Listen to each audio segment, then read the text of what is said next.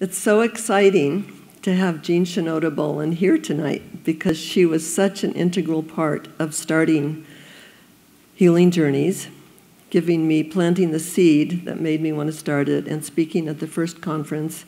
And then she did a workshop for Healing Journeys towards the beginning. Nancy was there. How many were at that workshop? 1, 2, 3. 3 of us. Okay. And then she wrote the book, Close to the Bone, really based on her work with Healing Journeys and what she had learned from us, because it often goes both ways. And she has a new book that is just out. I just got a copy, called Artemis, The Indomitable Spirit of Women, in Women, which I just got a copy of, so I haven't read it yet, but it's not even available in stores yet, but will be this month. So anyhow, Jean Shinoda Bolen is going to speak to us now. Please help me welcome her.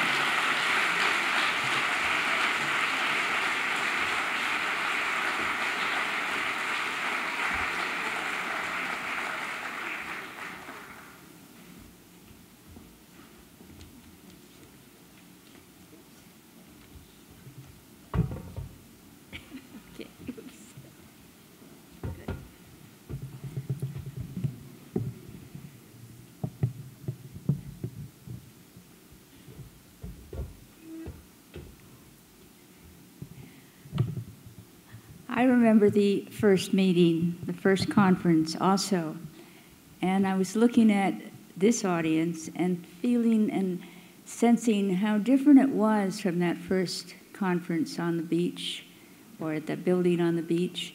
For one thing, I felt like such a civilian talking to veterans of a war. It had to do with how so many of them at this particular conference were wearing turbans, or I could just see the fuzz of their hair just growing back.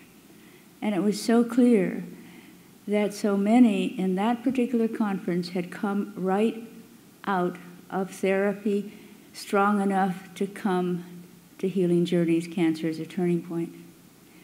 I was moved by the audience. And at the workshop at Westerbeck Ranch, where it was possible to participate as I do in telling stories that come deeply out of the work I do and what I have learned as a Jungian analyst, as a psychiatrist, I was so taken by how the mythology that I use in my work applies so well, so deeply well, to those of you who, like Persephone, in the myth that was the major mystery myth for 2,500 years prior to the Christian story, but the Greek story, mystery religion, was about a Persephone who was a divine daughter, while Jesus is divine son. And for 2,500 years, the message was very similar. The myth of Persephone had to do with, the journey was so different. She did not have a choice about her journey into the underworld. We get a sense in the story in the Bible that Jesus knew on Palm Sunday that he was not there to be the Messiah, but rather that he was going to go to the cross. And along the way, he could have said, "Not my story. I'm going to go somewhere else. Let's leave Jerusalem and these Romans behind." Persephone was gathering flowers in the meadow. It's a pretty day. She was privileged. The daughter of Zeus and Demeter. All she had to decide to do was what pretty flower to pick next. And she ventures across the field and reaches for a particularly beautiful flower, and suddenly The earth opens in front of her, and out of the deep, dark vent in the earth comes Hades to abduct her. And she is terrified as he pulls her into the chariot, circles the field, and then terrified Persephone, horses, chariot, and Hades go back into the underworld, and the earth covers it over as if nothing has happened. Now, this is what every one of you probably felt when and if you were having an ordinary day, ordinary week, ordinary year. You had discovered that there was some symptom that was a little awry. Or maybe you didn't even have a symptom. Maybe you just had a mammogram and felt fine until suddenly the earth gave way under you and you were in the underworld. You have been diagnosed as cancer, as having cancer. And those who love you, many of you are with people who love you in this audience, felt the same way. Everything was fine. And now the person you love has a diagnosis of cancer. What next? Well, you do go into the underworld of your fears, the underworld of the possibility of dying. You have a different experience than everybody around you on that particular day or that particular week. It is your story. You are mythically taken into the underworld of your fears, into the underworld that may represent death. And the question is, what next? Well, the story of Persephone is that she does make it back from the underworld. She comes back. It's a long story. But the end of the story is that she does come back. She is reunited with her grieving mother. And from the time she emerges from the underworld, she is accompanied by another goddess, Hecate, the goddess of the crossroad, the goddess who lives between the worlds, who was at home between the underworld and the upper world. It was Hecate who didn't know exactly what happened to Persephone because she was in her cave, which is that place between the underworld and the upper world, and she heard her screams.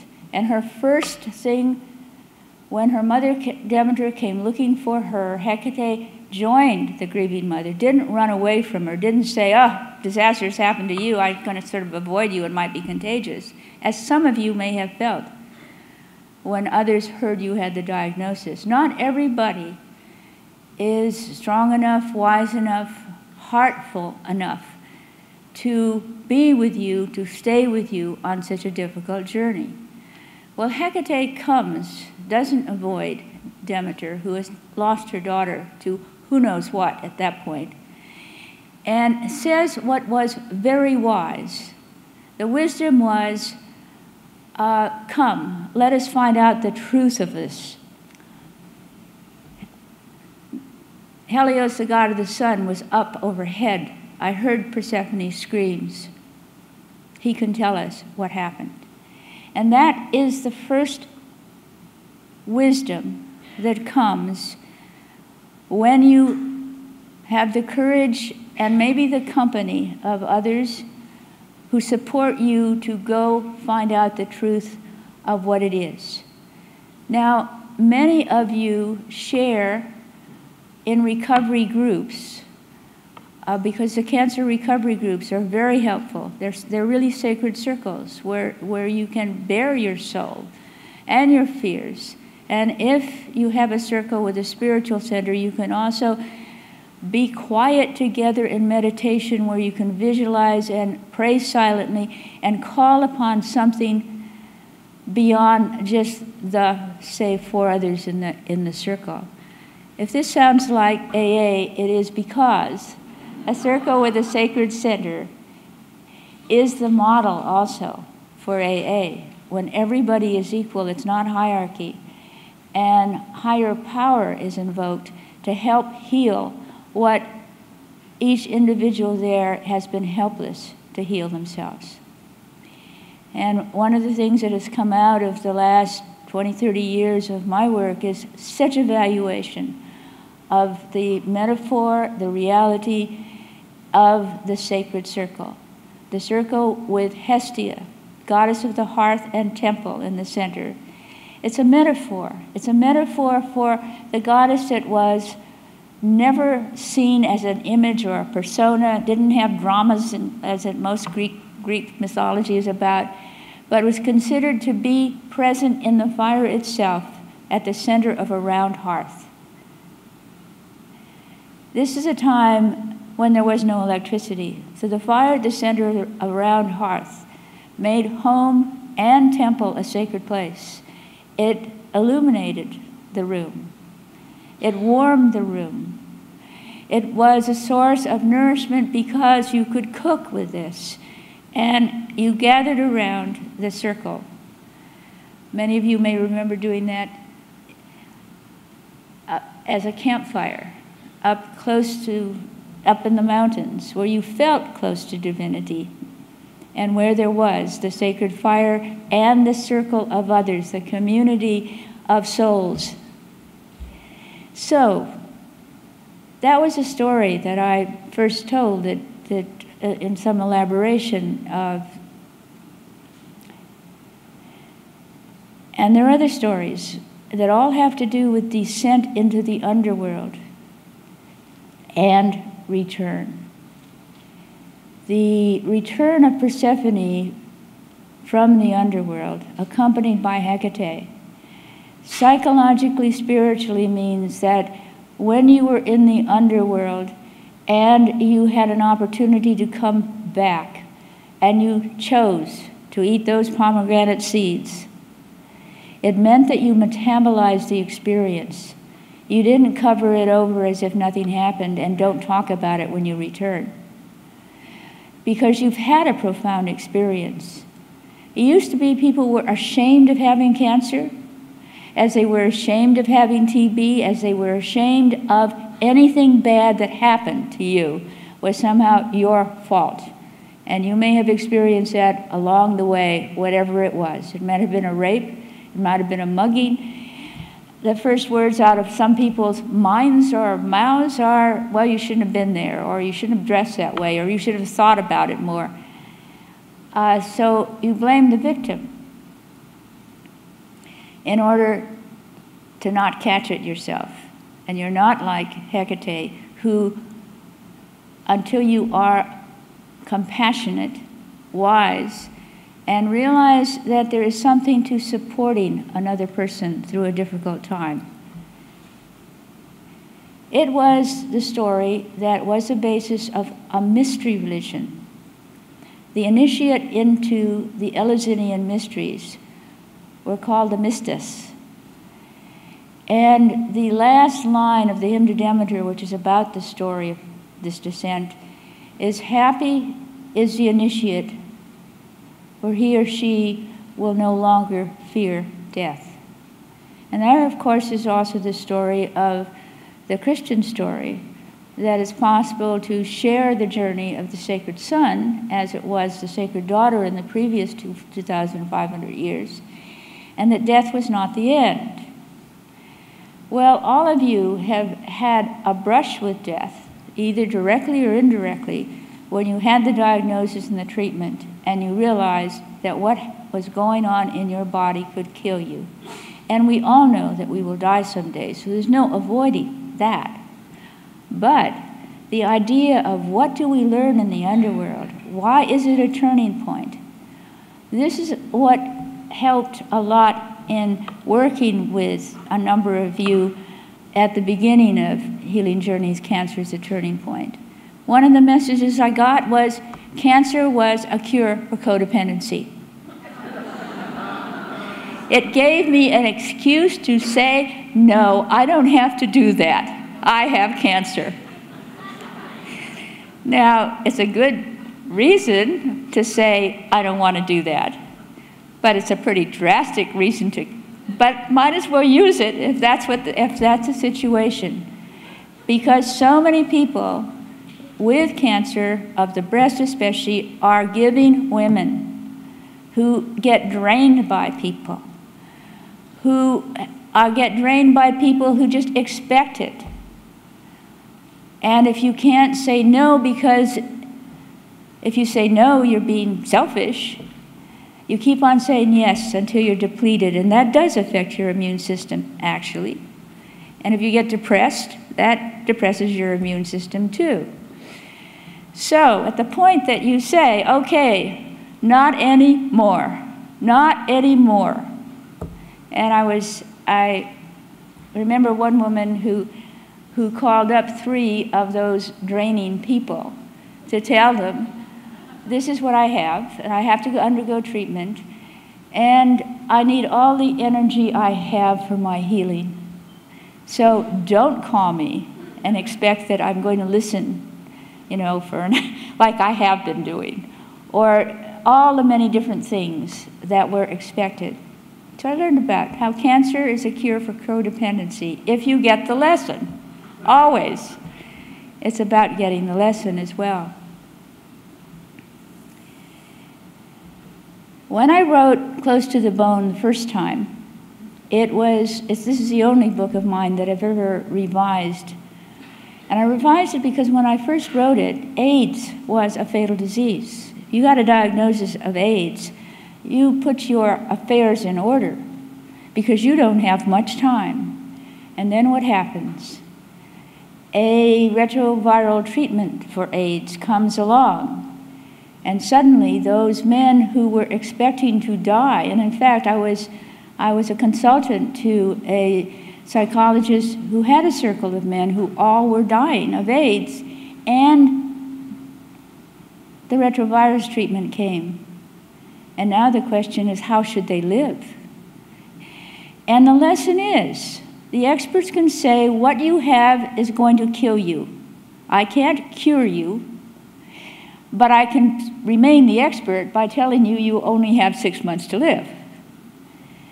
And at the Healing Journeys Cancer, the Turning Point at Stanford, one of the joyful moments that happened was when, I think it was Jan, who asked the audience, how many of you have outlived your prognosis? And in that 1,200 people there, it really seemed to me that a quarter of them raised their hands.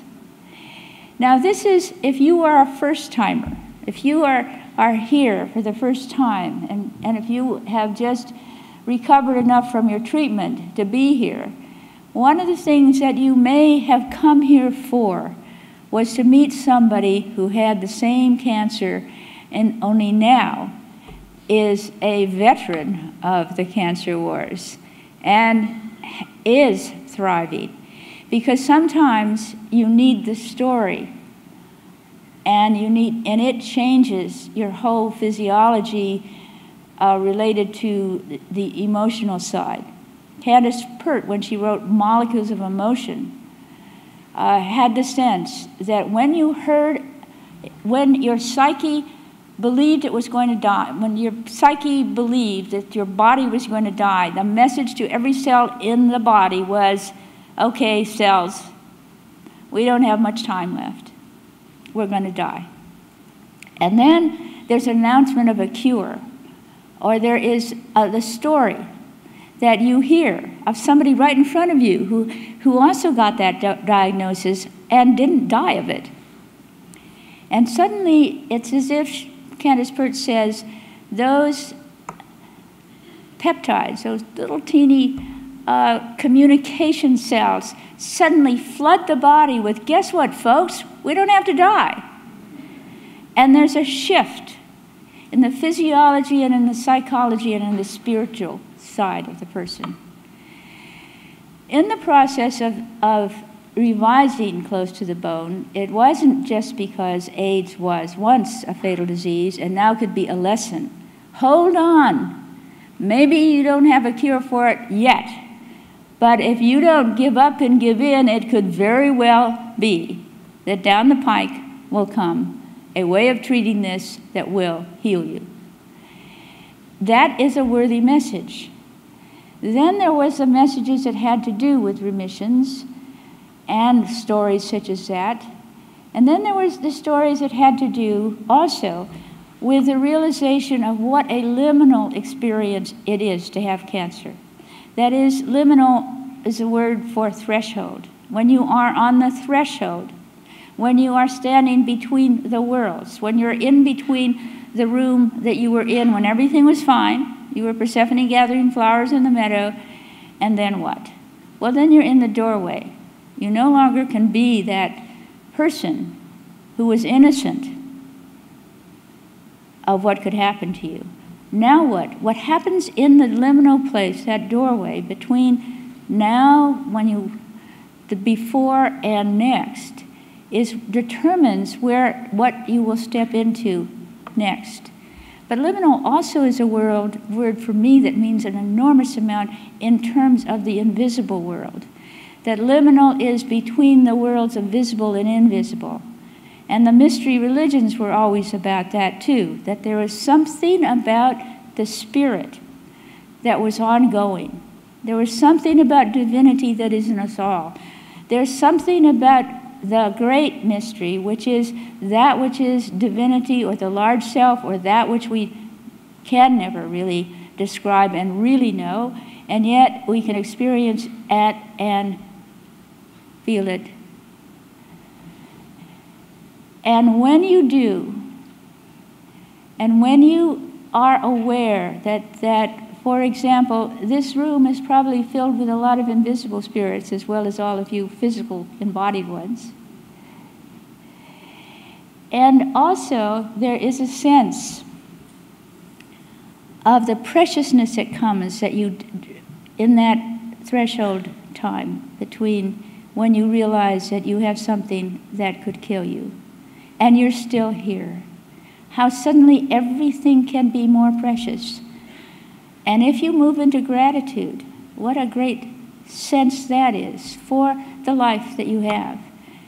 And you start to realize this life you have is a spiritual journey and your personal myth. I've been involved in most recent months and years in activism at the United Nations. And it was through the notion of circles and how if they proliferated, we could reach a critical mass tipping point, and that would be the millionth circle with the spiritual center, after which patriarchy would shift into being a balance between the masculine and the feminine.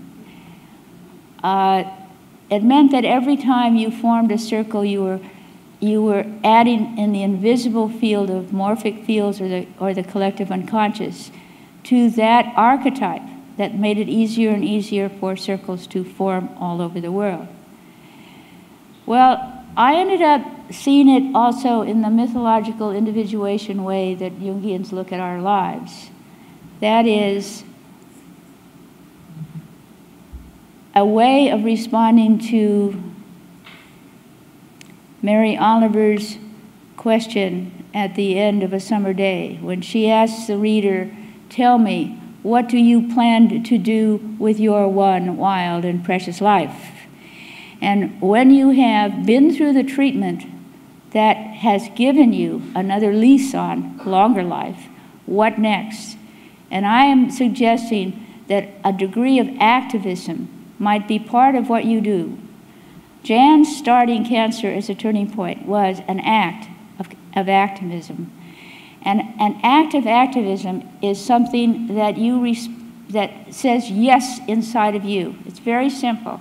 If something comes along with your name on it, as an act, as something that is for you to do, there are just three things about it that only you can answer. One is that it's meaningful to you. Lots of things have meaning. Lots of things are important. But for reasons that have to do with your life, this one is meaningful to you. Secondly, it will be fun. When I see the women who are joining Jan in putting this on, I realize how much that circle of support makes it fun to do whatever it is that is meaningful. It uses you. It uses your abilities. Nothing has gone to waste. You get to grow. It's fun. It may be very hard, and you may be out, having to alter plans and raise money and a lot of things like this. It is a downside. But the whole vision and being carried by the vision and doing it with others and growing as you do it is fun. And the last is that it was motivated by love.